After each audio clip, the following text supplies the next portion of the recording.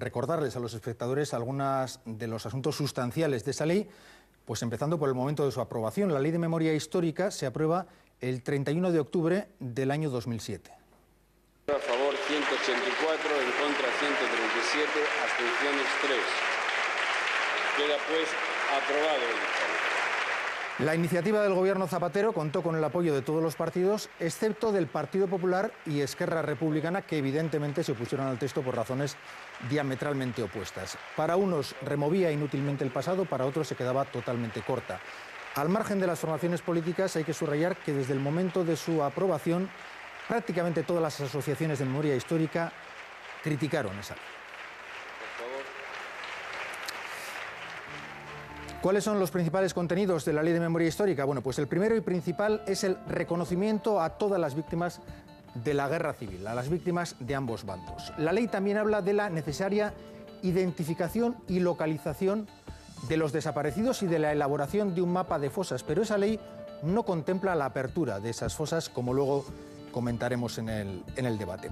El texto legal también declara ilegítimos los tribunales franquistas y aboga por la retirada de los símbolos del franquismo. Toda ley, como saben, necesita de contenido presupuestario para su desarrollo. Entre el año 2006 y 2013, dice el Ministerio de Justicia, que las asociaciones de memoria recibieron 25 millones de euros. 20 millones serían asignados por gobiernos socialistas y 5 por gobiernos del Partido Popular. Pero ni en 2013 ni en el proyecto de presupuestos del 2014 aparece consignada cantidad alguna. Por ver la evolución, en 2011, el último año de la legislatura de Zapatero, la asignación presupuestaria fue de 6,2 millones de euros. Esa asignación en un año se reduce un 60%, se queda en 2,5 millones de euros en los presupuestos de 2012, dedicados íntegramente a costear exhumaciones. Y como les decía, en los presupuestos de este año, de este 2013, la partida destinada a la memoria histórica desapareció de los presupuestos generales del Estado. Y tampoco está en el proyecto de presupuestos del 2014. Algunas comunidades autónomas, como luego comentaremos, han ido realizando diferentes dotaciones presupuestarias para tratar de dar contenido a esa ley. Lo que quiero plantearles y preguntarles ahora es hasta qué punto creen que esta falta de asignación presupuestaria que hemos visto ha sido clave a la hora de vaciar de contenido la ley o no, o realmente el problema de fondo era otro. ¿Qué les parece? Yo creo que no tiene nada que ver, porque la primera partida presupuestaria del gobierno socialista fue anterior a la Ley de Memoria Histórica, con lo cual ya se habían establecido bases anualmente para subvencionar trabajos no solamente de exhumaciones, sino de una exposición, de un documental o de una catalogación de un archivo. Por lo tanto, las partidas hay quien intenta relacionarlas con la ley, pero yo creo que tendrían que haber ido independientemente, ¿no? Como lo fueron de facto. Como lo fueron de facto. ¿Qué les parece? Hay que recordar también que es una ley que hasta cierto punto es relativamente incómoda para el Partido Socialista. De hecho, en su programa electoral, cuando comparece a las elecciones del 2004, no aparece recogida ningún proyecto en ese sentido, ¿no? Dentro de la batería de propuestas, etcétera, etcétera. ¿Cuál fue el impulso? Bueno, yo creo que para eso tendríamos que retrotraernos, no sé si tenemos mucho tiempo, a un proceso que se vive, yo creo que a nivel nacional, a nivel estatal, en torno a finales de los años 90, principios 2000 aproximadamente. Hay mucha gente que pone el impulso precisamente en aquella famosa exhumación en el Bierzo, que es la que, por así decirlo, abre las fosas. No es que no hubiese habido exhumaciones antes, pero es un poco el punto de salida. Todo esto coincide con una especie de explosión memorialista que hay en España. De las víctimas en general, de las víctimas de la guerra civil, de las víctimas de ETA, de las víctimas de la violencia política. Como decía el exministro Jorge Semprún, hay un momento donde parece que los muertos salen de las tumbas y reclaman justicia, ¿no? Bueno, es una especie de metáfora grandilocuente, pero creo que reflejaba bien lo que había pasado. A raíz de esa exhumación es donde la propia Asociación de Memoria Histórica comienza a dar sus primeros pasos, y eso hace que un electorado que es sensible, el electorado socialista de izquierdas, a ese tipo de iniciativas, también presione en ese sentido. Pero insisto, ni siquiera tampoco en la primera comparecencia, cuando en su discurso de legislatura aparece por ninguna parte.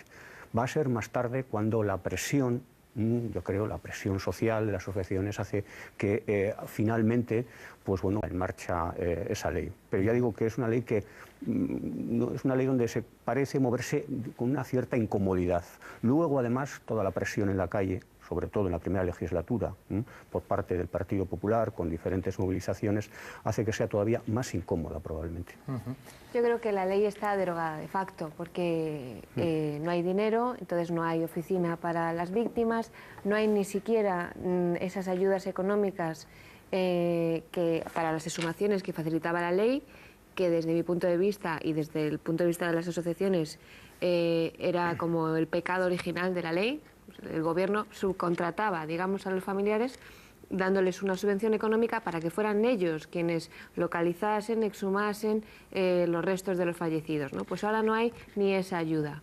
Y entonces yo creo que Rajoy no lo ha dicho, pero la realidad es que esa ley es como si no existiera ahora mismo. Antes de llegar al gobierno ya dijo que iba a ser una de las primeras... Que no iba a tocar, o sea, que no... Que no sí, además, Natalia Junquera el otro día en un artículo recordaba que a Rajoy le hicieron una entrevista en el 2008 y dijo que si por él fuese eliminaría todos los artículos de la ley de memoria que hablaban de dar dinero para recuperar el pasado. La promesa que sí cumplió Rajoy. Sí, así se titulaba el artículo. Nosotros ya cuando salió hicimos una interpretación de por qué salía la ley también, ¿no? Nosotros no lo separábamos también de una clave electoral. En aquel momento el Partido Socialista intentaba de alguna manera separarse, marcar unas ciertas distancias con el Partido Popular, algo que en los últimos años mucha gente de su electorado le estaba planteando, joder, nos parecemos al PP en casi todo, entonces ahí hay un impulso, entendemos, electoral, pero claro, ellos nunca creen que lo que van a destapar con esa propuesta el año de la memoria histórica, un poco propuestas que hubo por parte de senadoras del PSOE, como Valcarce y otros, iban a destapar lo que bullía dentro de la propia sociedad, dentro de las víctimas, que pensaban que era mucho menos y que nosotros entendemos que desde entonces hasta el día de hoy lo que se ha conseguido, lo que se ha hecho ha sido, a pesar de y por presión de la gente, por presión de las asociaciones, de las víctimas, y lo que ha venido de las instituciones, del Estado, del poder, por decir así, ha sido siempre, ley de memoria histórica incluida, un intento de llevar toda esta movilización a vía muerta, porque veían que cuestionaba en su base incluso lo que hay actualmente, es decir, partiendo de la propia transición y de, bueno, el entramado que genera después la impunidad de todo el franquismo, ¿no? Y yo diría que incluso hay una involución, o sea, no solamente un no dejar hacer, sino una involución, que os acordaréis hace poquitos meses hubo un homenaje a los de la División Azul, con la connivencia gubernamental.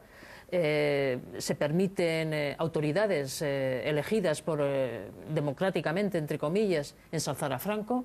Yo creo que cada vez está viviendo una mayor involución. Ya no es que sea totalmente vaciado de ética la democracia, sino que está una involución muy clara por parte de la derecha.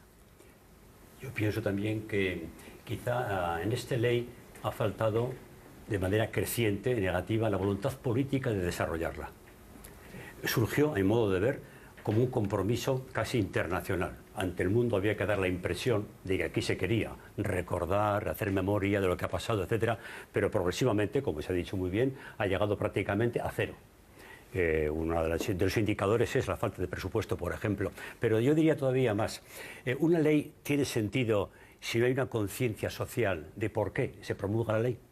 Y cuando hablo de sentido me pregunto, ¿la sociedad del Estado español tiene conciencia clara de lo que implica salir de... Es decir, hay un auténtico, diríamos, esclarecimiento de la verdad para que esa ley tenga fuerza social.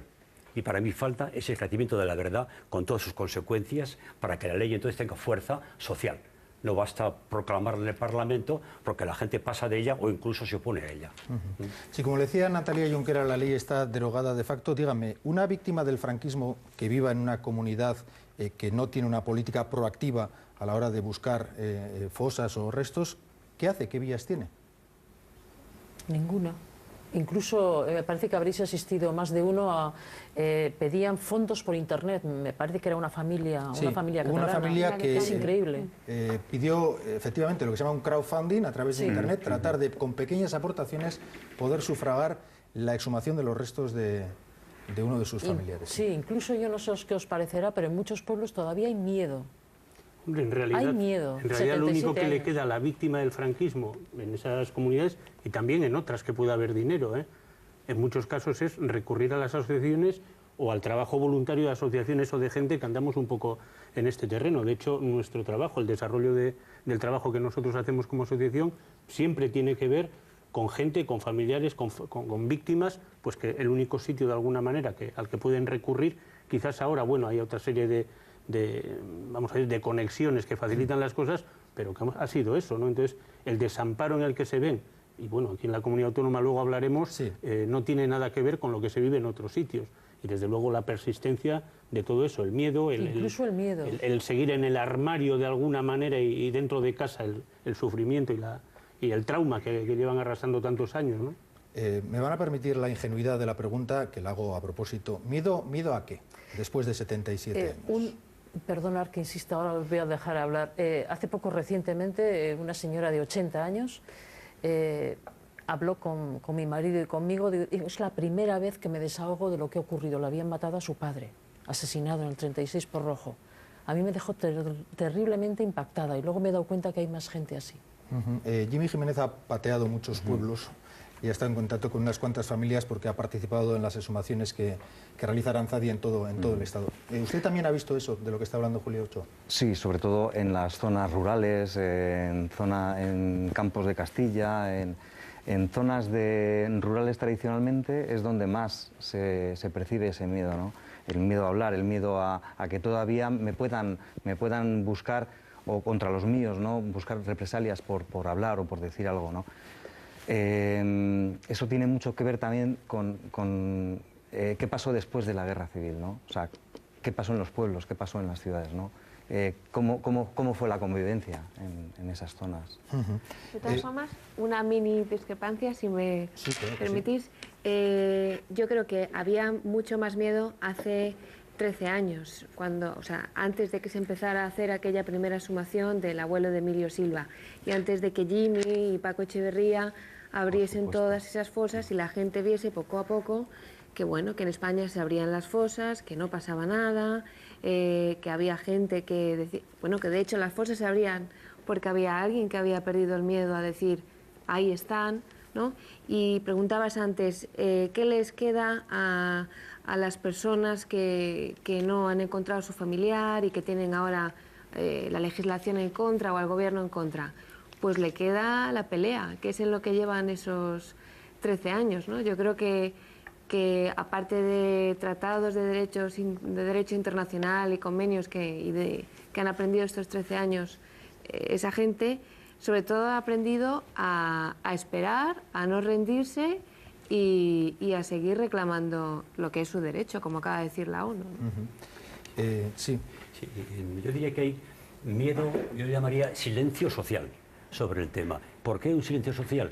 Porque yo lo que he experimentado, he visitado de pueblos, etcétera, y he vivido bastante en ese lugar, yo he observado y he sentido y he experimentado, y lo he vivido también, porque de pequeño viví también un poco esas circunstancias muy penosas, que la gente teme al que está al lado a veces, porque claro, cada uno igual eran de un bando opuesto, y esto puede suscitar de nuevo en la convivencia situaciones conflictivas y que la gente no quiere volver a recordar, porque fue tanto el dolor que aquello supuso, hay que ponerse en su piel, para darse cuenta de que a veces el silencio es como una especie de terapia que la gente utiliza para poder sobrellevar todo aquello que queda todavía. Y también pienso que de alguna manera luego el recordarlo, pero recordarlo con calma, con tranquilidad, luego hablaremos de ello, es también una auténtica terapia. La gente se siente liberada.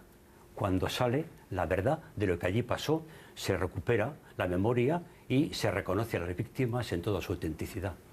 Bueno, es que yo creo que hay miedos y hay miedos. Es decir, nosotros también, por cómo nos movemos, hemos tenido la suerte de conocer un montón de casuísticas personales, de personas que han estado en primera persona en esa vorágine.